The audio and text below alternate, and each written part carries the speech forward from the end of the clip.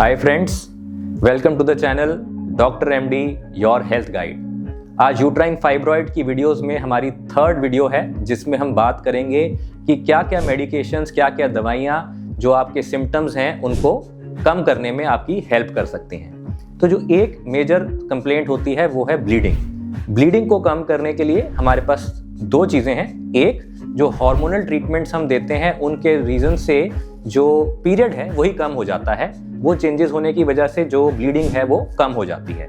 दूसरा, ऐसी दवाइयाँ जो खून को गाढ़ा करती हैं, जो ब्लीडिंग को कम करती हैं, वो फाइब्रॉइड्स पे कोई इफेक्ट नहीं डालती, मेंसेस पे कोई इफेक्ट नहीं डालती, पर ब्लीडिंग को कम करते हैं। इसके अलावा बिकॉज आपको ब्लड लॉस हुआ है तो आपके शरीर में खून कम भी हो सकता है, तो हमें आयरन जैसी कुछ मेडिसिन होती हैं जिससे खून बिल्डअप होने में हेल्प मिले, और हम पेशेंट्स को ऐसे डाइटरी चेंजेस बताते हैं जिससे उनका जो खून लॉस हो रहा है वो रिप्लेनिश भी हो सके। एक और कंप्लेंट होती है कि दर्द ज़्यादा रहता है अगर फाइब्रॉइड्स रहें, तो दर्द से रिलेटेड पेन मेडिकेशंस हम पेशेंट को देते हैं जिससे उनका पेन वाला कंपोनेंट सपोर्टेड रहे।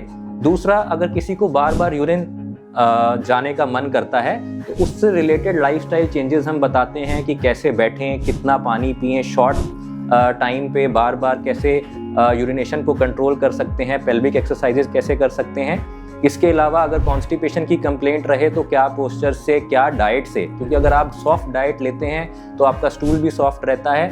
High fibre diet, high water content, इन चीज़ों से आपका स्टूल भी सॉफ्ट रहता है, तो कॉन्स्टिपेशन की प्रॉब्लम भी कम हो सकती है।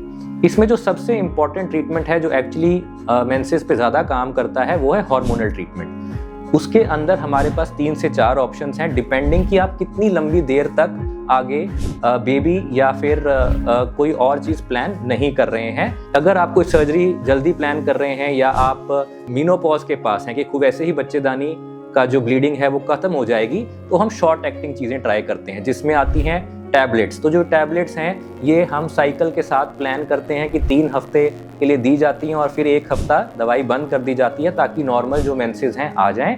उससे फाइब्रॉइड्स भी ग्रो भी नहीं करते ज़्यादा और ब्लीडिंग भी कंट्रोल में रहती है। इसके अलावा अगर हम एक बारी में लॉन्ग टर्म सोल्यूशन चाहते हैं तो उसमें आते हैं इंजेक्शंस, जिसमें एक इंजेक्शन 3 से 4 महीने भी चल सकता है, या इम्प्लांट जो 1 से 3 साल के लिए भी काम कर सकता है। ये यूजुअली हाथ में लगाया जाता है। और कुछ ऐसे मेडिकेटेड डिवाइसेस भी होते हैं जो बच्चेदानी के अंदर रखे जा सकते हैं, जिन्हें आईयूडी बोलते हैं, और वो भी 3 से 5 साल तक काम कर सकती हैं। तो ये सारी ट्रीटमेंट्स अवेलेबल हैं ताकि जो आपके सिम्टम्स हैं वो मेडिसिन से ही कंट्रोल हो जाएं। बट अगर आपको इन ट्रीटमेंट से फ़र्क नहीं पड़ रहा है, देन हो सकता है कि आपको नेक्स्ट स्टेप की तरफ जाना हो, और उसके लिए हम आपको बताएंगे अपनी नेक्स्ट वीडियो में। So stay tune, like, comment and subscribe.